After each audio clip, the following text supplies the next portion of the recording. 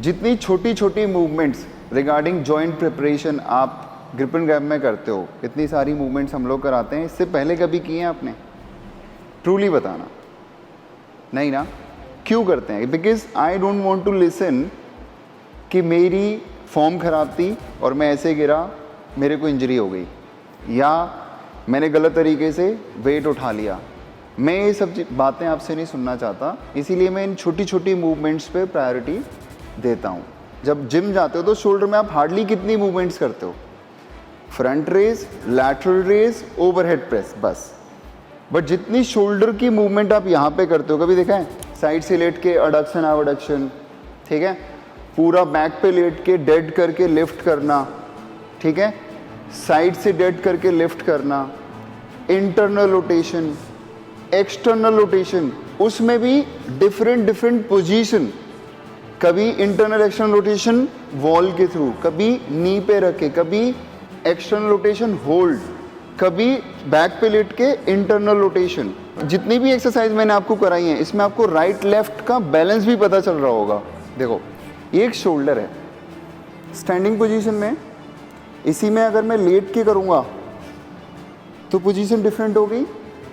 इसी में अगर मैं साइड से लेट के ट्रेन करूँगा इसको तो पोजीशन डिफरेंट हो गई। इसी में अगर मैं बैक से लेट के करूँगा तो पोजीशन डिफरेंट हो गई। मतलब जो आपका जॉइंट है वो हर डायरेक्शन में प्रिपेयर हो रहा है। कोई भी अनसर्टेन लोड आपको कहीं से भी आके पड़ता है तो वो जॉइंट आपका लोड ले सकता है। कहीं भी कुछ भी हो सकता है। मान लो आप वहाँ पे 360 घूम रहे हो, आपका एक हाथ छूट गया और आपका पूरा वेट एक हाथ पे आ गया, बट आपने अपने शोल्डर को बुलेट प्रूफ बना रखा है तो शोल्डर क्या होगा? पुल नहीं होगा। अभी कोई वेट आप ओवरहेड प्रेस लगा रहे हो, जरा सा डायरेक्शन थोड़ा चेंज हो गया, मान लो हैवी वेट हुआ या थोड़ा इधर गिर गया डंबल, तो इंजरी नहीं होगी। क्योंकि अभी तक जो साइंस था ना वो ये था कि सही पोस्चर और गलत posture. Now this is modern movement science जो कि बहुत पर्सनलाइज्ड है, जो कि बहुत प्रिपरेशन के थ्रू ट्रेन किया जाता है। अब मूवमेंट साइंस वो नहीं है कि ये पोस्चर सही है, ये गलत है, ये इंजरी प्रोन है, ये मत करो। जो ज़्यादा इंजरी प्रोन है, जिस पोजीशन में हमें सबसे ज़्यादा ट्रेन तो उसी में करने की ज़रूरत है ना। आपने आज नी पे ट्रेन किया, डिफरेंट डायरेक्शंस आज आपने चूज़ करी। नॉर्मली हम लेग्स को कैसे ट्रेन करते हैं? स्क्वाट, लंजेस, मशीन्स, बस। वो छोटी मसल, छोटी मूवमेंट्स पे कोई फोकस ही नहीं करता। रिस्ट में देखा, मैंने वेट डलवाना स्टार्ट किया है क्योंकि ऑल द टाइम हम वेट हैंडस्टैंड में ऐसे डाल रहे हैं। जितना इंपॉर्टेंट हमारे लिए है उतना इंपॉर्टेंट हमारे लिए ये भी है। तो आपके स्किल्स, आपकी जर्नी में रुकावट ना आए, इसीलिए मैं इतना सब कुछ कराता हूँ। बिकॉज मेरा भी ना एक कहना है कि मैं ग्रिप एंड ग्रैब में लोगों की जर्नी, लोगों की ग्रोथ कॉम्प्रोमाइज़ नहीं होने दूंगा। और ना ही मैं ये सुनना चाहता हूँ कि मैं गलत तरीके से वेट उठा रहा था, मेरी फॉर्म गलत थी, मुझे ये इंजरी हो गई। मैं यहाँ खड़ा हूँ, आप मुझे वर्ल्ड की सबसे वर्स्ट मूवमेंट दे दो, मैं अगर इंजर्ड हो जाऊँ तो मैं अपना नाम बदल दूंगा। जो शोल्डर्स को आप 1-1 किलो के डंबल से ट्रेन कर रहे हो ना, उनको मैं 15, 20, 15, 10 मतलब हर डायरेक्शन के हिसाब से इतने वेट के साथ ट्रेन करता हूँ। तो ये सब मैं ऑलरेडी प्रिपेयर करके आया हूँ। जहाँ से मैंने अपना पहला सर्टिफिकेशन किया था ना, वहाँ मुझे एक चीज़ सिखाई गई थी, your shoulder rotator cuff is week, तो आपको लेसर वेट के साथ ट्रेन करना चाहिए। मैंने मान ली, मैंने बात सुन ली, मैं कम वजन के साथ ट्रेन करता चला गया। बट मैंने कुछ लोगों को जब करते हुए देखा, उन मोशंस को, उन पोजीशंस को, उन एक्सरसाइजेस को हैवी वेट्स के साथ, वहाँ से मेरा ब्रेन ओपन होना स्टार्ट हुआ। हमने एक कंडीशनिंग बना दी, हमने खुद को बोल दिया है कि हमारे रोटेटर का वीक है और इतना वजन नहीं उठा सकते। फिर मैंने धीरे धीरे काम करना स्टार्ट किया। तो मैं कह रहा हूँ कि आज जो 15 किलो का ओवरहेड प्रेस अगर मैं ऐसे लगा रहा हूँ ना, वही मैं लेट के पूरा 15 किलो ऐसे भी उठा सकता हूँ। It's all about training. You can not से कि आपका इस डायरेक्शन में मसल जॉइंट बहुत वीक होता है तो इसमें आपको एक्सरसाइज नहीं करनी है, उसी में तो करनी है क्योंकि रिस्क ज़्यादा है, और जहाँ रिस्क है वहाँ पे ज़्यादा काम करने की ज़रूरत है। जैसे मैम आपका चल रहा है, मैम बेसिकली बहुत सारे ऐसे पोजेज होते हैं जो कि रिस्ट पे करते हैं, तो डे 1 से मैंने मैम को बोला मैम रिस्ट को स्ट्रॉन्ग बनाओ, रिस्ट स्ट्रॉन्ग होगी तो बहुत सारी मूवमेंट्स अपने आप ईजी हो जाएंगी। अब एंकल में सबसे ज़्यादा इंजरी किस में होती है? ट्विस्ट। अगर इसमें ट्विस्ट होकर इंजरी होती है तो इसमें भी ट्रेन करना स्टार्ट करो ऐसे, इसीलिए मैं ये वॉक कराता हूँ। तो जितनी भी इंजरी प्रोन मूवमेंट थी और जिन लोगों से मैं सुनता था कि मेरा एंकल ट्विस्ट हो गया, एक कॉमन मूवमेंट होती है जब आप कार में बैठे होते हो, पीछे से कोई भी वेट उठाना, तो उसमें कभी देखना ऐसे पूरा शोल्डर पुल होता है, कभी ध्यान रखना एल्बो जॉइंट पे काफ़ी लोड आता है, और बोल भी देते हैं कि ये मूवमेंट बहुत इंजरी प्रोन है, नहीं करनी चाहिए।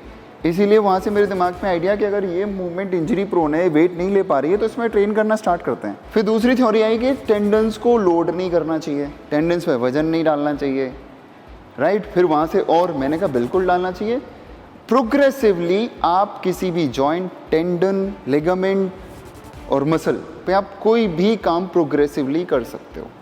भैया हैंडस्टैंड कर रहे थे, जो पूरा वेट था वो राइट साइड पे जा रहा था।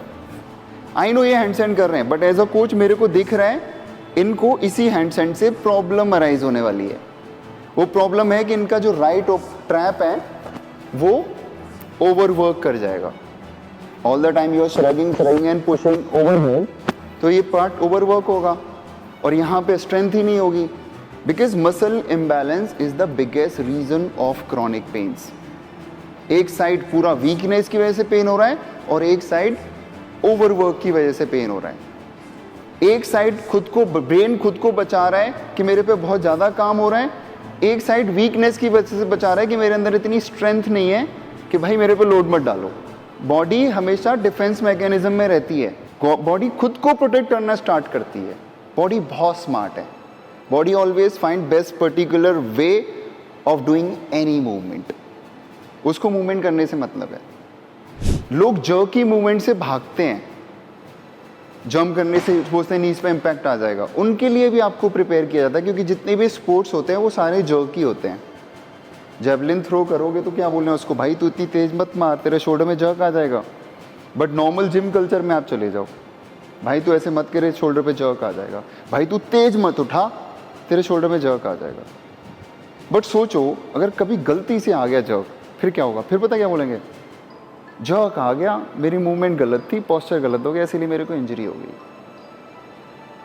एक भी मूवमेंट सही और गलत नहीं होती, सही गलत होता है सिलेक्शन, किसको कहाँ पर मूवमेंट डलवाने की नीड है।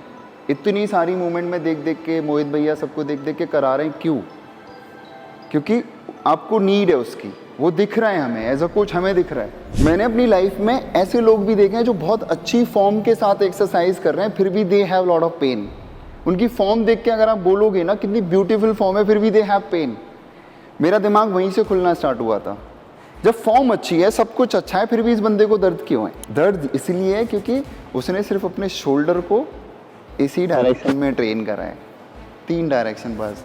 कभी शोल्डर बॉल एंड सॉकेट की ओपनिंग पे काम नहीं किया, एंड रेंजेस पे काम नहीं किया, शोल्डर को खोला नहीं है डिफरेंट रेंजेस में, इसीलिए उसको दर्द हो रहा है। ज़्यादातर दर्द इसी वजह से हो रहे हैं।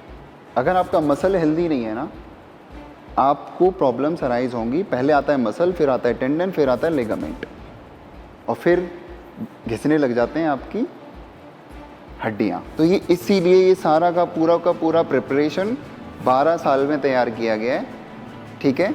जो लोगों ने मुझे ये बोला गया कि ये इंजरी प्रोन है, मैंने उसी मूवमेंट पे स्टडी की, रिसर्च करना स्टार्ट किया, और जितनी भी मूवमेंट इंजरी प्रोन बताई जाती हैं इन दिस वर्ल्ड, उसी से रिलेटेड मैं आपको लाइफस्टाइल एक्टिविटी, उसी से रिलेटेड मैं आपको स्पोर्ट्स एक्टिविटी, मैं कोई भी एक्टिविटी दिखा सकता हूँ, क्योंकि ये सब इसी हिसाब से मैंने प्रिपेयर किया है कि लोगों को आगे चल के दिक्कत ना आ रही हो, ठीक है। Thank you for your patience, right. I hope आप लोग समझे होगे अच्छे से।